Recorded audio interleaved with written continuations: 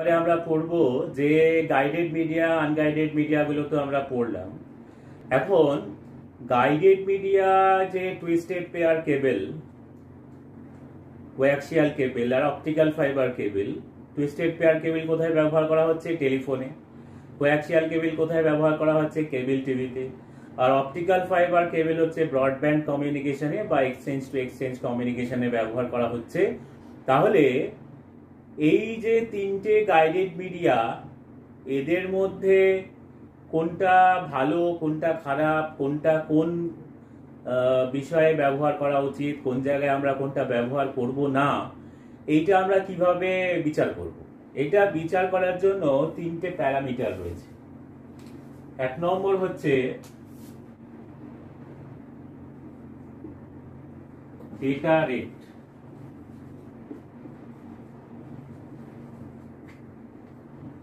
Data rate মানে হচ্ছে এক সেকেন্ডে কতটা পরিমাণ বিট, কতটা বিটের ডেটা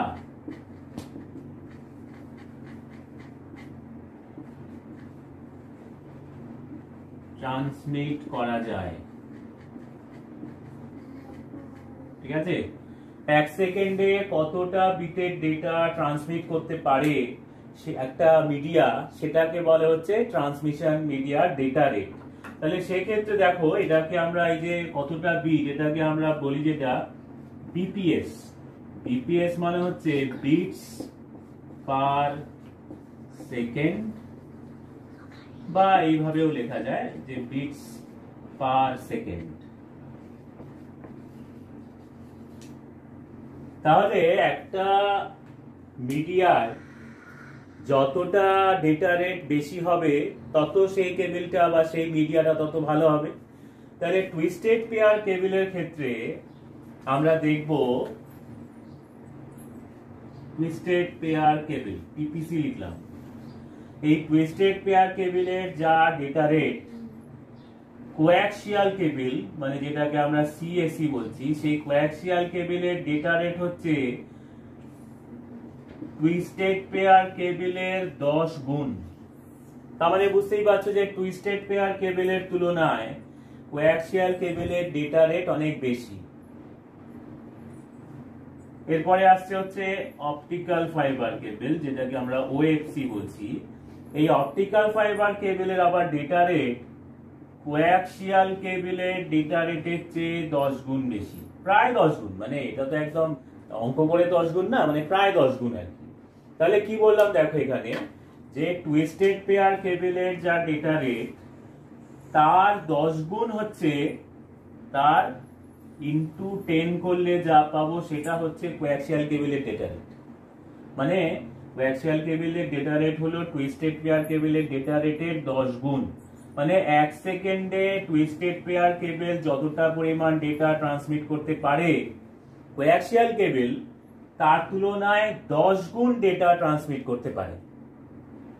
আবার অপটিক্যাল ফাইবার কেবল, কোয়াক্সিয়াল কেবল যতটা পরিমাণ ডেটা ট্রান্সমিট করতে পারে, তার তুলনায় 10 গুণ ডেটা ট্রান্সমিট করতে পারে। তার মানে কি দাঁড়ালো দেখো, টুইস্টেড পেয়ার কেবল যদি আমি ধরে নিচ্ছি যে 1 বিট পার সেকেন্ডে যদি ডেটা ট্রান্সমিট করতে পারে, তাহলে কোয়াক্সিয়াল কেবল 10 গুণ, মানে 10 বিট পার সেকেন্ডে। অপটিক্যাল ফাইবার কেবল হচ্ছে আবার কোয়াক্সিয়াল কেবলের 10 গুণ, মানে এ 10 বিট পার সেকেন্ডে ট্রান্সমিট করতে পারে, মানে তার 10 গুণ, মানে 100 বিট পার সেকেন্ডে ডেটা ট্রান্সমিট করতে পারবে। তাহলে বলো তো, twisted pair cable, coaxial cable, optical ফাইবারের মধ্যে ডেটা রেট এই প্যারামিটারটা অনুযায়ী কোন কেবলটাকে আমরা সবচেয়ে ভালো বলতে পারবো? অপটিক্যাল ফাইবার কেবল, তাই তো? তাহলে আমরা এখানে কি দেখলাম, যে অপটিক্যাল ফাইবার কেবল হচ্ছে সবচেয়ে ভালো। মানে এই ডেটা রেট যে প্যারামিটারটা, সেই প্যারামিটার অনুযায়ী অপটিক্যাল ফাইবার কেবল হচ্ছে সবচেয়ে ভালো। কারণ অপটিক্যাল ফাইবার কেবল এক সেকেন্ডে অনেক বেশি পরিমাণ ডেটা নিয়ে যেতে পারে। তাহলে যেটা বলছিলাম যে টুইস্টেড পেয়ার কেবলের ডেটা রেট সবচেয়ে কম, কোয়াক্সিয়াল কেবলের ডেটা রেট টুইস্টেড পেয়ার কেবলের চেয়ে বেশি, অপটিক্যাল ফাইবার কেবলের ডেটা রেট কোয়াক্সিয়াল কেবলের চেয়েও বেশি। তাহলে সব দিক থেকে দেখা গেল যে অপটিক্যাল ফাইবার কেবলই সবচেয়ে ডেটা রেট যে প্যারামিটারটা সেই প্যারামিটার অনুযায়ী অপটিক্যাল ফাইবার কেবল হচ্ছে সবচেয়ে ভালো। আচ্ছা, এখন দেখো যে টুইস্টেড পেয়ার কেবল সাধারণ টেলিফোনে ব্যবহার করা হয়, তোমরা সেটা আগেই জেনেছো, ল্যান্ড ফোনে ব্যবহার করা হয়, সেখানে কিন্তু শুধুমাত্র ভয়েস ট্রান্সমিশন হয়, তাই জন্যে টুইস্টেড পেয়ার কেবল দিয়েই কাজ চলে যায়। কোয়াক্সিয়াল কেবলের ক্ষেত্রে কিন্তু টিভি আমরা যে চালাই সেখানে কিন্তু ভিডিও সাউন্ড সবই থাকে, তাই জন্য টুইস্টেড পেয়ার কেবল দিয়ে কিন্তু সেখানে চলবে না। মানে ডেটা রেট সেখানে যেহেতু ডেটার মানে বেশ ওয়েটটা বেশি, তাই জন্যে এমন একটা মিডিয়া চাই যেখানে বেশি পরিমাণে ডেটা সেন্ড করা যায় এক সেকেন্ডে, তাহলে কোয়াক্সিয়াল কেবল ব্যবহার করা হয়। আর আমরা যে ব্রডব্যান্ড কানেকশন পাই সেটা জানো যে অপটিক্যাল ফাইবার কেবল দিয়ে করা হয়। সেই অপটিক্যাল ফাইবার কেবলের ডেটা রেট যেহেতু কোয়াক্সিয়াল কেবলের চেয়ে বেশি, তাই জন্যই কিন্তু আমরা ব্রডব্যান্ডে অনেক বেশি স্পিড পেয়ে থাকি। তাহলে এটা গেল হচ্ছে 1 নম্বর প্যারামিটার ডেটা রেট। এরপরে আমরা 2 নম্বরের দিকে যাই। আচ্ছা, 2 নম্বর প্যারামিটার হচ্ছে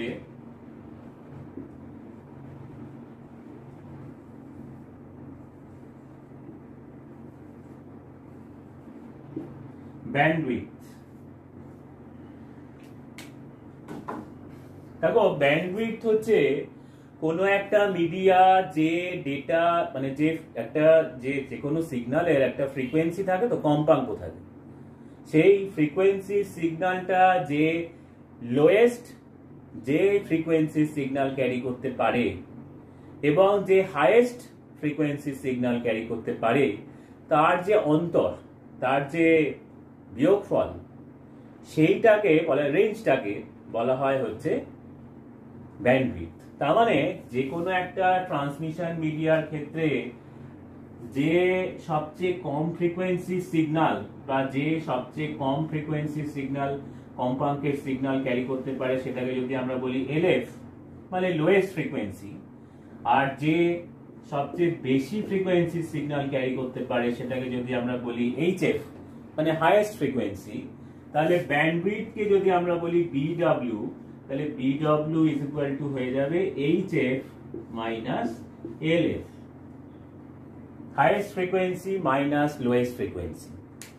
তার মানে দেখো, যদি একটা মিডিয়া, ধরো যে কোনো একটা মিডিয়ার হাইয়েস্ট ফ্রিকোয়েন্সি মানে যেটা সবচেয়ে বেশি ফ্রিকোয়েন্সি সিগন্যাল ক্যারি করতে পারে সেটা ধরে নাও 500 হার্টজ। এই হার্টজ হচ্ছে একটা কম্পাঙ্কের একক এবং যেটা দিয়ে কম্পাঙ্ক মাপা হয়।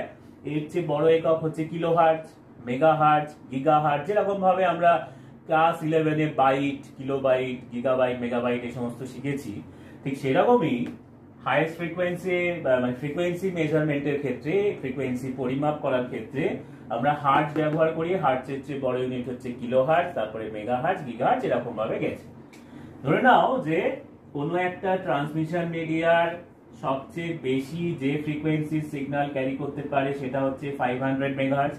মানে 500 হার্টজের বেশি হয়ে গেলেও আর ক্যারি করতে পারে না। আর সবচেয়ে কম যে ফ্রিকোয়েন্সি সিগন্যাল ক্যারি করতে পারে ধরে নাও সেটা হচ্ছে 100 হার্টজ। তার মানে 100 এর কম হলে করতে পারে না, 100 হার্টজের চেয়ে কম যদি কম্পাঙ্ক হয় তাহলে ক্যারি করতে পারে না, 500 হার্টজের বেশি হলে ক্যারি করতে পারে না। তার মানে কি, এই যে মিডিয়াটার আমরা কথা বলছি সেই মিডিয়াটার রেঞ্জটা হচ্ছে 100 megahertz to 100 hertz to 500 hertz. তাহলে এই 500 হার্টজ থেকে 100 হার্টজ বিয়োগ করলে কত হবে? 400 হার্টজ। এই যে অন্তরটা, তাহলে সেই মিডিয়াটার ব্যান্ডউইথ হয়ে যাবে 400। ঠিক আছে? তার মানে যে highest frequency minus lowest frequency, এটাই হচ্ছে ব্যাপার। এই যে ব্যান্ডউইথ আমরা দেখলাম, সেই ব্যান্ডউইথ অনুযায়ীও টুইস্টেড পেয়ার কেবলের যা ব্যান্ডউইথ, টুইস্টেড পেয়ার কেবল টিপিসি লিখলাম, টুইস্টেড পেয়ার কেবলের যা ব্যান্ডউইথ, কোয়াক্সিয়াল কেবলের ব্যান্ডউইথ হচ্ছে টুইস্টেড পেয়ার কেবলের 10 গুণ। আবার ওএফসি মানে অপটিক্যাল ফাইবার কেবিলের ব্যান্ডউইডথ হচ্ছে কোয়াক্সিয়াল কেবিলের 10 গুণ। তার মানে দেখো যে ব্যান্ডউইডথ যদি টুইস্টেড পেয়ার কেবিলের 1 হয় তাহলে কোয়াক্সিয়াল কেবিলের ক্ষেত্রে হচ্ছে 1 × 10 মানে 10, আর অপটিক্যাল ফাইবার কেবিলের ক্ষেত্রে হচ্ছে 10 × 10, যেহেতু সিএসসি 10 হয়ে গেল তাহলে 10 × 10 মানে 100। তাহলে অপটিক্যাল ফাইবার কেবিলের ব্যান্ডউইডথ টুইস্টেড পেয়ার কেবিলের প্রায় 100 গুণ, যেটা আমি আগের ক্ষেত্রেও ডেটা রেটের ক্ষেত্রেও বলছিলাম যে একেবারে অঙ্ক করে 100 গুণ তো নয়, নিয়ার অ্যাবাউট মোটামুটি 100 গুণের কাছাকাছি। তাহলে এই ক্ষেত্রেও আমরা দেখলাম যে অ্যাকর্ডিং টু ব্যান্ডউইডথ, এই ব্যান্ডউইডথ অনুযায়ীও দেখা যাচ্ছে যে অপটিক্যাল ফাইবার কেবল হচ্ছে সবচেয়ে ভালো। তাহলে আমরা ডেটা রেট অনুযায়ীও দেখলাম যে অপটিক্যাল ফাইবার কেবলের ডেটা রেট সবচেয়ে বেশি। ব্যান্ডউইডথের ক্ষেত্রেও আমরা দেখলাম যে অপটিক্যাল ফাইবার কেবলের ব্যান্ডউইডথ সবচেয়ে বেশি। ঠিক আছে, এবার আমরা দেখব হচ্ছে থার্ড যে প্যারামিটারটা আছে সেটা।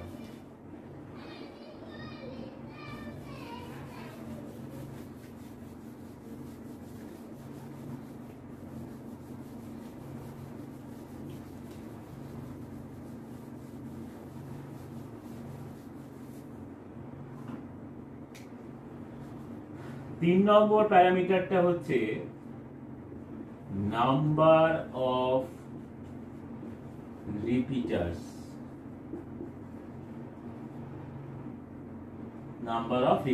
আচ্ছা, এই থার্ড পয়েন্টটা বলার আগে আমি একটা জিনিস বলে নিই, সেটা হচ্ছে যে দেখো সিগন্যালটা যখন জেনারেট করছে, ধরো এটা সোর্স,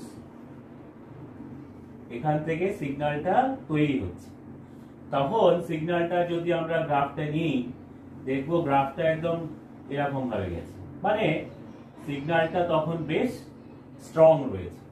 কিছুটা দূর যদি যাওয়ার পরে আমরা সিগন্যালটাকে দেখি তখন দেখবো সিগন্যালটা একটু ডিস্টর্ট হয়ে গেছে, আবার সিগন্যালের ফ্রিকোয়েন্সিটা অ্যামপ্লিটিউডটা কমেও গেছে, সিগন্যালের অ্যামপ্লিটিউড কমে গেছে, এইটাকে বলে বিস্তার।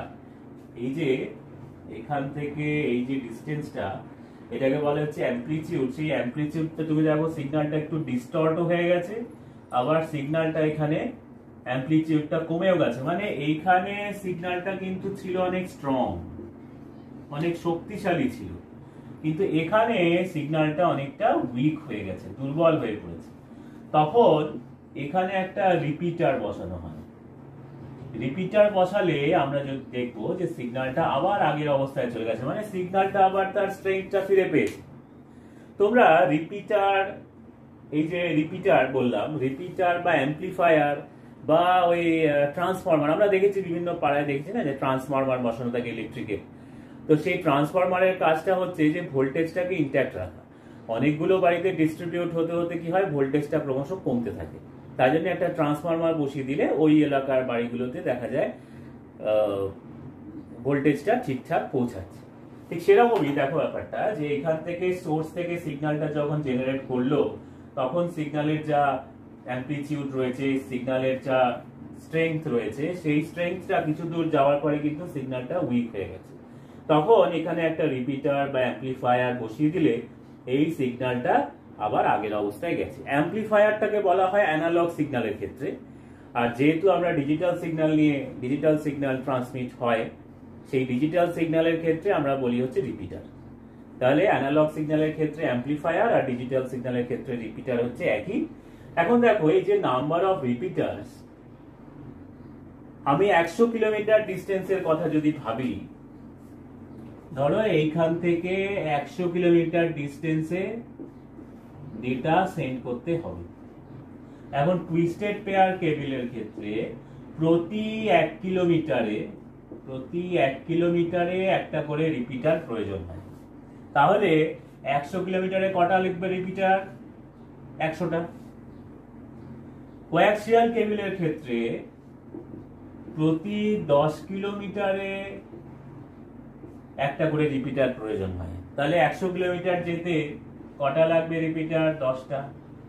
আর অপটিক্যাল ফাইবার কেবলের ক্ষেত্রে প্রতি 100 কিলোমিটারে একটা করে রিপিটার লাগবে। তাহলে 100 কিলোমিটারে লাগবে হচ্ছে একটাই রিপিটার।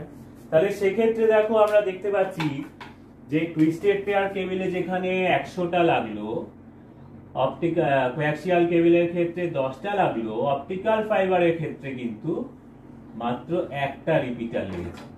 এখন দেখো এই যে নাম্বার অফ রিপিটার্স যত কম হবে সেই মিডিয়াটা তত ভালো বলতে পারবো। কেননা 100 কিলোমিটারে 100টা যদি রিপিটার লাগে তার যা কস্টিং হবে, 100 কিলোমিটারে একটা রিপিটারের জন্য কস্টিং অনেক কমে যাবে, 100 গুণ কমে গেল। তাহলে ডেটা রেট এবং ব্যান্ডউইথের ক্ষেত্রে যেরকম যেটা বেশি মান হবে সেই মিডিয়াটা বেশি ভালো, কিন্তু অপটিক্যাল এই নাম্বার অফ রিপিটার্স এর ক্ষেত্রে কিন্তু যেটার ক্ষেত্রে রিপিটার কম লাগবে সেই মিডিয়াটা তত ভালো। তাহলে এক্ষেত্রেও দেখা গেল অপটিক্যাল ফাইবার কেবল হচ্ছে সবচেয়ে ভালো। ঠিক আছে, তাহলে আমরা ডেটা রেট অনুযায়ী আমরা দেখতে পেলাম যে অপটিক্যাল ফাইবার কেবল সবচেয়ে ভালো, তারপরে হচ্ছে কোয়াক্সিয়াল কেবল, আর তারপরে হচ্ছে টুইস্টেড পেয়ার কেবল। এটার ক্ষেত্রে ব্যান্ডউইথের দিক থেকেও আমরা দেখলাম তাই যে অপটিক্যাল ফাইবার কেবল সবচেয়ে ভালো, তারপরে কোয়াক্সিয়াল কেবল, তারপরে টুইস্টেড পেয়ার কেবল। আর নাম্বার অফ রিপিটার্স এর ক্ষেত্রেও আমরা দেখলাম যে coaxial cable optical fibre cable হচ্ছে সবচেয়ে ভালো, তারপরে হচ্ছে কোয়াক্সিয়াল কেবল, আর তারপরে হচ্ছে টুইস্টেড পেয়ার কেবল। তাহলে আমরা দেখতে পেলাম যে তিনটে প্যারামিটার অনুযায়ী optical fibre cable is the best, optical fibre cable হচ্ছে সবচেয়ে ভালো। তাহলে আমরা সাধারণভাবে বলতে পারি যে সব কাজেই আমরা অপটিক্যাল ফাইবার কেবল ব্যবহার করি না। কেন? তার কারণ দেখো অপটিক্যাল ফাইবার কেবলের ব্যবহারের কিছু অসুবিধা রয়েছে। এক, অপটিক্যাল ফাইবার কেবল হচ্ছে একটু লিখে দেবো, তাহলে তোমরা এটা লিখে নাও, তারপরে আমি এটাকে মুছে আমি তোমাদেরকে ফ্রেশ করে বলছি যে অপটিক্যাল ফাইবার কেবল যদি সব দিকে ভালো হয় তাহলেও অপটিক্যাল ফাইবার কেবল ব্যবহার করা হয় না কেন। আচ্ছা, যেটা বলছিলাম যে অপটিক্যাল ফাইবার কেবল সবকটা প্যারামিটার অনুযায়ী ডেটা রেট, ব্যান্ডউইথ এবং নাম্বার অফ রিপিটার্স তিনটে প্যারামিটার অনুযায়ী সবচেয়ে ভালো হলেও সব জায়গাতে অপটিক্যাল ফাইবার কেবল ব্যবহার করা হয় না। তার কারণ হচ্ছে যে 1 নম্বর অপটিক্যাল ফাইবার কেবল খুব দামি, 2 তোমরা জানো যে অপটিক্যাল ফাইবার কেবল আমি আগেই বলেছি কাঁচ বা সিলিকা দিয়ে তৈরি। তাহলে কাঁচ বা সিলিকা দিয়ে তৈরি বলে এটাকে কিন্তু পোস্টে বেঁধে বেঁধে নিয়ে যাওয়া যায় না। টুইস্টেড পেয়ার কেবল, কোয়াক্সিয়াল কেবলের মতো পোস্টে বেঁধে নিয়ে চলে গেলাম, তাতে কিন্তু নিয়ে যাওয়া যায় না, যেহেতু কাঁচ বা সিলিকা দিয়ে তৈরি। মাটি খুঁড়ে মাটির নিচে সিমেন্টের পাইপ বসিয়ে তার ভেতর দিয়ে অপটিক্যাল ফাইবার কেবল নিয়ে যেতে হয়। ফলে এটা একটা অসুবিধা যে খুব সহজে তার টুইস্টেড পেয়ার কেবল তোমরা করেই থাকো যে টুইস্টেড সাধারণ ল্যান্ডফোনের তার ছিঁড়ে গেছে, একটু দাঁত দিয়ে কেটে জুড়ে দিলে, বা কোয়াক্সিয়াল কেবল ক্ষেত্রেও তার ছিঁড়ে গেলে জুড়ে দেওয়াটা খুব বেশি সমস্যার নয়। কিন্তু অপটিক্যাল ফাইবার কেবল ছিঁড়ে যদি যায় তাহলে কিন্তু খুব মুশকিল আছে। এবং এই অপটিক্যাল ফাইবার কেবল যদি ছিঁড়ে যায় তার জন্য কিন্তু স্পেশাল ওই আবার দক্ষ শ্রমিক বা স্কিল্ড পার্সন দরকার। ঠিক আছে, যে কেউ কিন্তু এই কাজটা করতে পারবে না। 4 নম্বর হচ্ছে যে একটা তার ছিঁড়ে গেলে সেটা কিন্তু ওই টুইস্টেড পেয়ার কেবল, কোয়াক্সিয়াল কেবলের ক্ষেত্রে যেরকম বললাম যে জুড়ে দেওয়াটা খুব সহজ, কোয়াক্সিয়াল কেবলের ক্ষেত্রে কিন্তু সেটা নয়। বা আরেকটা কানেকশন, একটা তার গেছে সেখান থেকে একটা কানেকশন বের করতে হবে, ওই কাঁচ বা সিলিকাকে ড্রিল করতে গেলে স্পেশাল ডিভাইস লাগে। যেরকম ধরো আমরা টুইস্টেড পেয়ার কেবল বা বাড়িতেও আমরা দেখেছি ইলেকট্রিকের তার ফিউজ কেটে গেছে, একটা তার কেটে দাঁত দিয়ে কেটে আমরা ফিউজটাকে আটকে দিয়ে দিলাম, ফিউজের তারটা আটকে আমরা ফিউজটা আটকে দিলাম, লাইট জ্বলতে শুরু করে দিল। কিন্তু কোয়াক্সিয়াল কেবলের ক্ষেত্রে কিন্তু যেহেতু কাঁচ বা সিলিকা দিয়ে তৈরি, ওটা ড্রিল ফুটো তার একটা কানেক্ট করতে গেলে, একটা অপটিক্যাল ফাইবার কেবল ওর সাথে কানেক্ট করতে গেলে স্পেশাল ডিভাইস চাই। সেই ডিভাইস দিয়ে তারটাকে ড্রিল করতে হবে, ড্রিল ফুটো, এবং সেই ড্রিল করতে গিয়ে যদি সামান্য প্রেসারের মানে কম বেশি হয় তাহলে কিন্তু তারটাই পুরোপুরি ডিসকানেক্টেড হয়ে যেতে পারে। In that case we have to change the whole wire, পুরো তারটাই আমাদেরকে চেঞ্জ করে ফেলতে হবে। এবং যেহেতু দেখো এটা খুব কস্টলি, তাই কিন্তু খুব সহজে মানে এটাকে রিপ্লেস করা যাবে না। তাহলে 4 নম্বর কি বললাম, যে এক্সট্রা ডিভাইসের প্রয়োজন, এক্সট্রা ডিভাইস প্রয়োজন। বিভিন্ন তারের আমরা সেটা তার ভেঙে গেলে সেটাকে জোড়া লাগানোর জন্যই ব্যবহার করি, বা তার থেকে একটা নতুন কানেকশন বের করার জন্যই ব্যবহার করি। তাই জন্য অপটিক্যাল ফাইবার কেবল কিন্তু সব জায়গায় ব্যবহার করা হয় না। আরো একটা ব্যাপার আছে, যেরকম ধরো যে টুইস্টেড পেয়ার কেবল ল্যান্ডফোনের তারের ক্ষেত্রে শুধু শুধু অপটিক্যাল ফাইবার কেবল বসিয়ে তো কোনো লাভ নেই। যেখানে সামান্য ডেটা রেটেই কাজ চলে যায়, সেখানে যদি আমি একটা অপটিক্যাল ফাইবার কেবলের মধ্যে একটা দামি কেবল বসাতে যাই, সেটার মানে তার যোগ্য কাজ দেওয়া হবে না আর কি। অপটিক্যাল ফাইবার কেবল অনেক বেশি ডেটা রেট, অনেক বেশি ব্যান্ডউইথ, নাম্বার অফ রিপিটার্স অনেক কম, কিন্তু একটা সাধারণ কাজের জন্য অপটিক্যাল ফাইবার কেবলকে, মানে আমি যদি একটা ক্লাস 12-এর ছেলেকে একটা ক্লাস 5-এর অঙ্ক দিয়ে বলি যে ভাই দেখি তুমি তো ক্লাস 12-এর ফার্স্ট বয়, দেখি তুমি ক্লাস 5-এর অঙ্কটা পারো কিনা, কি হবে? ক্লাস 12-এর ছেলেটা খুব খুব সহজেই ক্লাস 5-এর অঙ্কটা করে ফেলতে পারবে। তাতে আমরা ক্লাস 12-এর ছেলের যে প্রকৃত নলেজ সেটা আমরা জাজ করতে পারবো না। তাকে ক্লাস 5-এর অঙ্ক দিলে তার যোগ্য জাজ তাকে করা হলো না। ক্লাস 12-এর একটা কোয়েশ্চেন দিয়ে আমি যদি তাকে জিজ্ঞেস করতাম, তাহলে সে কেমন ভাবে উত্তর দিচ্ছে, বা সেই উত্তরটা শুনে আমি বুঝতে পারতাম যে সে কতটা পড়াশোনায় ভালো বা খারাপ। ঠিক আছে, তাহলে ক্লাসে আজকে এই অবধি থাকলো। তোমরা এইগুলো আমি যা যা বললাম সেগুলো নোট করে নেবে। আর প্রথম দিকে আমি যেটা বলেছি যে ক্লাসটা যে কোয়েশ্চেনগুলো দিয়েছি সেই কোয়েশ্চেনগুলো অবশ্যই পড়ে নেবে, পড়ে আমাকে লিখে দেখাতে পারলে সবচেয়ে ভালো হয়, তাহলে পড়াটা কমপ্লিট হবে। আর ফাঁকি দিও না, স্কুল কবে খুলবে এখন কোনো ঠিক নেই। মন দিয়ে পড়াশোনা করো, বাড়িতেই থাকো, বাড়ি থেকে বেরিও না। বাড়ি থেকে একান্তই বেরোতে হলে মাস্ক অবশ্যই পরবে। আর বাইরে থেকে এসেই হাত একদম কনুই পর্যন্ত ধুয়ে নেবে। জামা কাপড় যেগুলো পরে গেছিলে সেগুলোকে ডেটল জলে ভিজিয়ে দেবে।